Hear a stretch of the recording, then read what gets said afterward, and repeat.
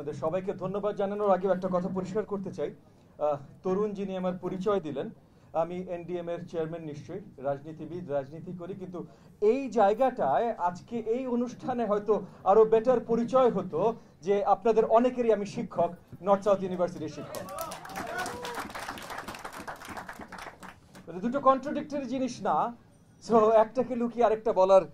যাই হোক, আমি প্রথমেই শ্রদ্ধা জানাতে চাই জুলাই আগস্টের সকল শহীদদের প্রতি।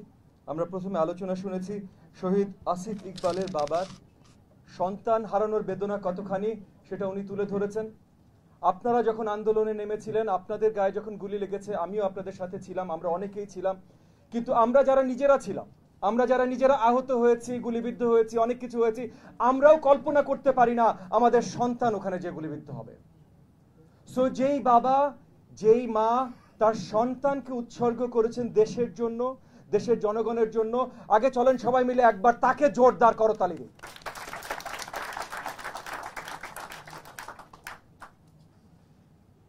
জুলাই আগস্টে যারা সবচেয়ে বড় অবদান রেখেছেন, তাদের প্রাণ উৎসর্গ করেছেন বা আহত হয়ে এখনো হাসপাতালে আছেন, তারা যে সাহসিকতা দেখিয়েছেন, আবু সাইদ যে সাহসিকতা দেখিয়েছেন, দেখেন আমরা নামি, আমরা সব জায়গায়, বিশ্বের সব জায়গায় আন্দোলন হয়, বাংলাদেশেও আন্দোলন হয়েছে।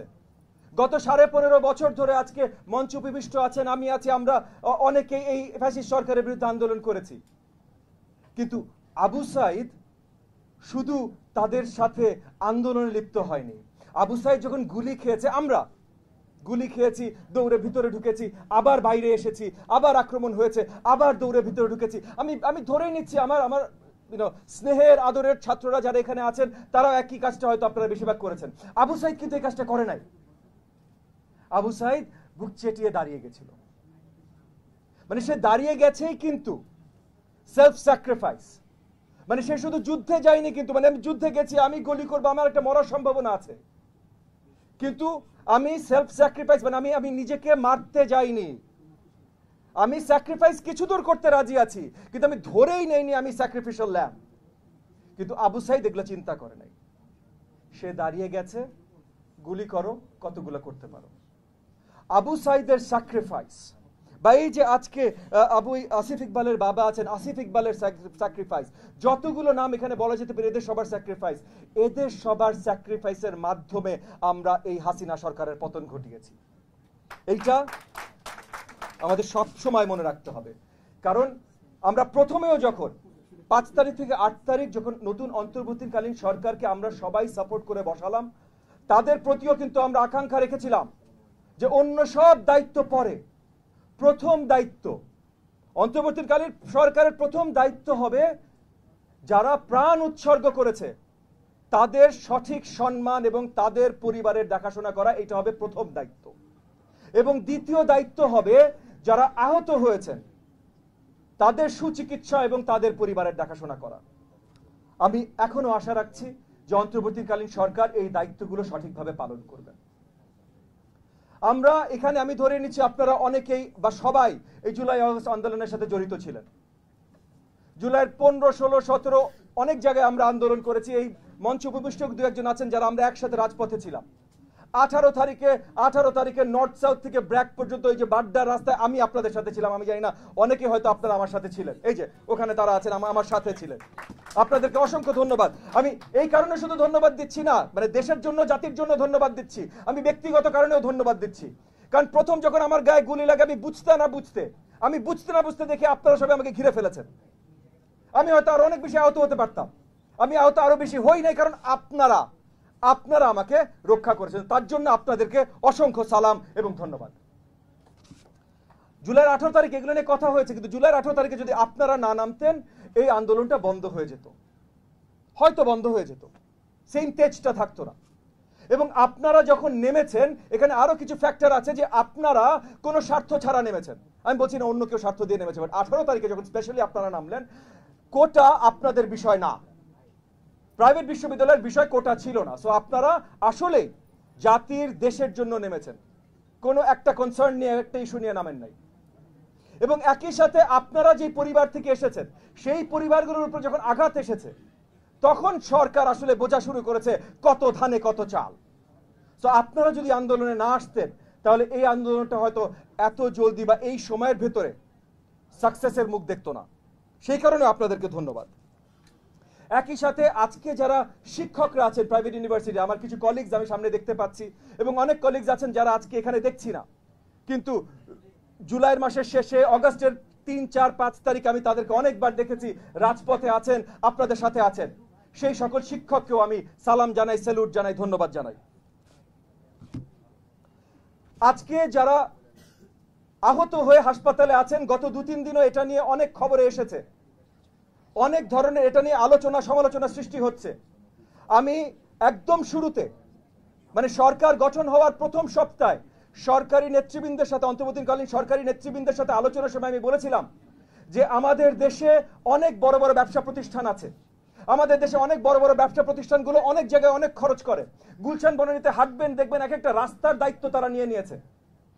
আমরা যদি আমাদের আহত যে ভাই ও বোনেরা আছেন হাসপাতালে এখনো কাতরাচ্ছেন, তাদেরকে যদি এই ব্যবসায়ী প্রতিষ্ঠানগুলোর সাথেও কানেক্ট করে দিতাম স্পন্সরশিপের জন্য সরকারের মাধ্যমে, বা এই যে বৈষম্য বিরোধী ছাত্র আন্দোলন বা যেগুলো আপনাদের গ্রুপ আছে এই গ্রুপগুলোর মাধ্যমে, তাহলেও কিন্তু টাকা পয়সার জন্য সুচিকিৎসার জন্য আটকে যাচ্ছে এই জিনিসটা হতো না।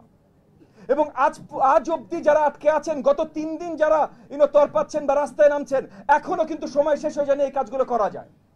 আজকে মঞ্চে যারা উপবিষ্ট আছেন, এগেন এনারা কেউই অন্তর্বর্তীকালীন সরকারের সাথে সংযুক্ত না, কিন্তু এনাদের প্রতিও আমি আহ্বান জানাচ্ছি যে আমি অন্তর্বর্তীকালীন সরকারের প্রতি যে আবেদনটা জানিয়েছিলাম, চলেন আমরা সবাই একসাথে মিলে অন্তর্বর্তীকালীন সরকারের প্রতি আবেদনটা জানাই। কারণ এই ছোট্ট একটা কাজের মাধ্যমে আমাদের আহত সকল ছাত্র ছাত্রীদের আমরা ইমিডিয়েট সুচিকিৎসার ব্যবস্থা করতে পারি। কাজগুলো প্রয়োজন, কথা অনেকেই বলতে পারে। একটা জিনিস আমি আপনাদেরকে বলতে চাই, আপনাদের শিক্ষক হিসেবে বলতে চাই, জন এফ কেনেডিকে আপনারা চেনেন, আমেরিকার এক সময়কার অলমোস্ট আপনার লেজেন্ডারি একজন পলিটিক্যাল ফিগার ছিলেন, প্রেসিডেন্ট ছিলেন। যদি না চিনেন কোনো অসুবিধা নেই, কিন্তু একটা গুরুত্বপূর্ণ বাক্য উনি বলেছিলেন, একটা কথা উনি বলেছিলেন, ask not what you can do for your country, sorry, ask not what your country can do for you, ask what you can do for your country. আপনার দেশ আপনার জন্য কি করবে পরের কথা ভাই, দেশ তো আপনার, আপনি কি করবেন এইটা আগে জিজ্ঞেস করেন, এইটা আগে চিন্তা করেন।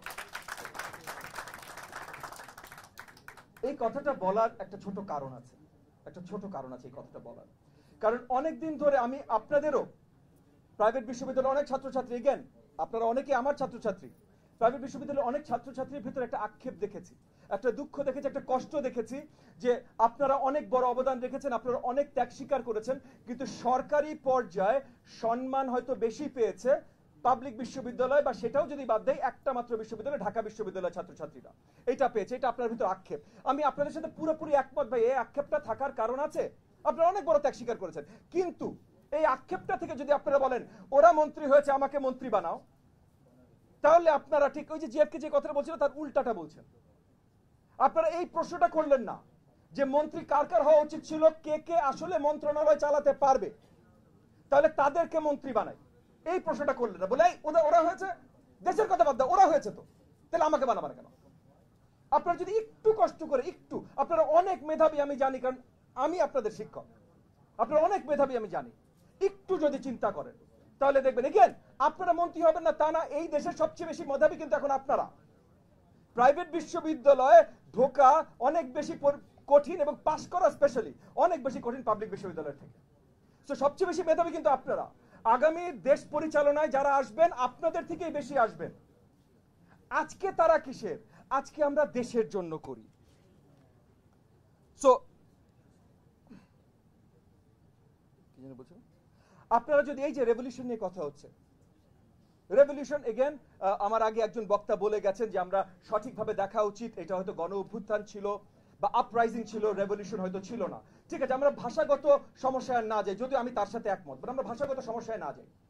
তবে আপনি যদি একবারও জিজ্ঞেস করেন যে যেই দেশে এরকম গণ অভ্যুত্থান হয়েছে বা রেভলিউশন হয়েছে সেই দেশগুলোতে তার পরবর্তীতে কোন জিনিসটা হলে লং টার্ম ওই দেশটার উন্নয়ন হয়েছে, তাহলে আপনি দেখবেন যে যেই দেশেই তারপর সঠিক সুস্থ সুন্দর একটা নির্বাচন হয়েছে এবং গণতান্ত্রিক প্রক্রিয়া শুরু হয়েছে, সেই দেশটাতেই তারপর লং টার্ম উন্নয়ন হয়েছে। আর যেই দেশে গণতান্ত্রিক প্রক্রিয়া শুরু হয়নি, রেভলিউশন খেলা চলেছে, first Republic, second Republic, third Republic খেলা চলেছে, সেই দেশগুলোতে মহামারী হয়েছে, গণহত্যা হয়েছে এবং 50-100 বছর ধরে দেশগুলো পিছিয়ে গেছে। ইতিহাসের পাতা থেকে আপনাদের মতো জ্ঞানী, আপনাদের মতো বিচক্ষণ তরুণেরা যদি শিক্ষা না নেয়, তাহলে এই দেশের আর কোনো ভবিষ্যৎ দেখার কোনো জায়গা থাকবে না।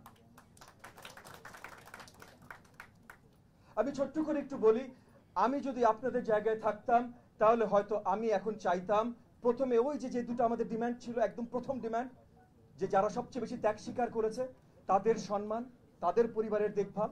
দ্বিতীয় ডিমান্ড, যারা আহত হয়েছে তাদের সুচিকিৎসা, তাদের পরিবারের দেখভাল। এবং একই সাথে কিভাবে কি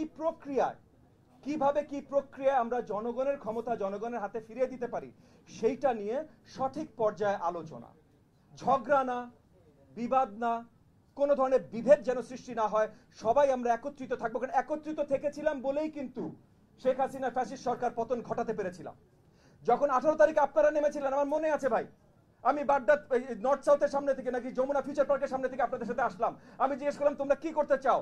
আপনারা ফার্স্ট ডে বললেন ইউনাইটেড বিশ্ববিদ্যালয়ে আক্রমণ হয়েছে স্যার, চলেন আমরা ওদেরকে বাঁচাবো। আমি এর আগে এই সুর শুনি নাই, আমরা আন্দোলন করবো, আমরা এইটা করবো। না, আমাদের মেইন মাথায় ব্যথা হলো আমরা কাউরে বাঁচাবো। এইটা আমি আগে শুনি নাই, এইবার আমি শুনেছি। এইটাকে বলে ঐক্য। ইউনাইটেড ইউনিভার্সিটি পার করার পর আপনারা বলছেন এইবার ব্র্যাককে বাঁচাবো। এইটা হলো ঐক্য। এই ঐক্য আমাদের ধরে রাখতে হবে। সামনে জনগণের হাতে আমরা তাদের অধিকার কিভাবে ফিরিয়ে দেব, এইটা ঐক্যতার ভিত্তিতে আলোচনায় আনতে হবে।